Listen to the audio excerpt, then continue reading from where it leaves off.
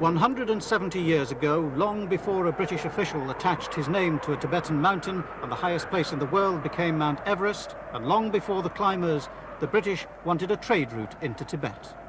And the Nepalese, who lived to the south of the mountain, got in the way of the advancing British.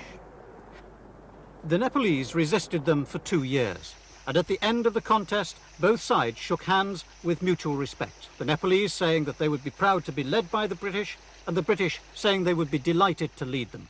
And so the Gurkha Rifles were formed, and the legend began, of the courage and loyalty of the small, tough mountain people. Nepal was never a formal British colony, it's an independent kingdom. But it's an open question what would happen if King Birendra of Nepal asked a Gurkha soldier to choose between loyalty to his country and loyalty to Queen Elizabeth. In February this year, the Queen and Prince Philip visited Nepal, and on their last day met retired Gurkha soldiers. Some had walked over the hills for several days for the meeting. In the hill villages of Nepal, it is a source of pride when a young man is accepted into the Gurkhas. The money he sends home and the pension money he spends in retirement is a useful addition to the village economy. For the Queen and the British people as a whole, the bond with the Gurkhas was the one surviving imperial relationship in which both sides seemed to take equal pride, and which seemed unbreakable.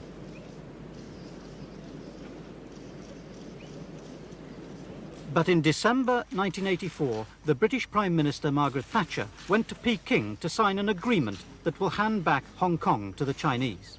The British lease on the island expires in 1997. For the Chinese, the agreement wiped out an historic shame. For the British, the sun was setting on another outpost of the empire.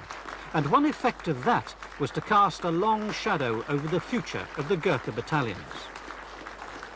The Gurkhas are now mostly based in Hong Kong. Their duties include guarding Hong Kong's border with China against illegal immigrants.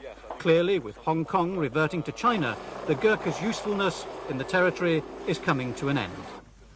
Against this background of an uncertain future, it still came as a major shock to the British to discover this month that Gurkha troops had beaten up 2 of their officers. The incident took place while the Gurkhas were on an American base in Hawaii on a joint exercise with the Americans. And it happened when their white company commander wanted to close a bar at a party celebrating the end of the exercise. Flown back in disgrace to Hong Kong, more than 100 men were discharged for refusing to cooperate with the inquiry into the incident. The British, to their amazement, discovered that the bond between Gurkha soldier and white Gurkha officer could snap. There was a feeling that whatever was wrong could not be the fault of the troops. Adding to the general distress was the fact that many of those discharged had served in the Falklands campaign, as usual with distinction. We were with the Gurkha Rifles, the men whose legend as hard fighters travels with them wherever they go. We stayed with the Gurkha Signals Company on Two Sisters as Argentine shells came in around us. Then, just after 2 o'clock that Monday afternoon, the shelling stopped. Was there a ceasefire? Could it be a surrender? At 5 minutes to 4, Major Bill Dawson came out of his tent. Gentlemen, I've just heard that the white flag is flying over Stanley. Dui jana, group ma, lerano patsa, pat jamagana pore, ani sabale, wako objective majansa bore rati ko lagi. Six sir? Puro pack up bandabas milano pore.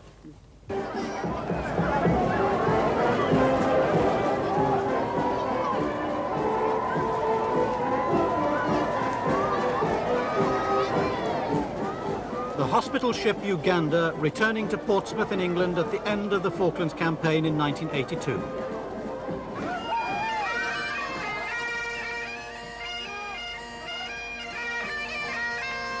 This year, at almost the same time as the British discovered that a Gurkha had hit an officer, 5 Gurkhas based in England were convicted of smuggling drugs into Britain.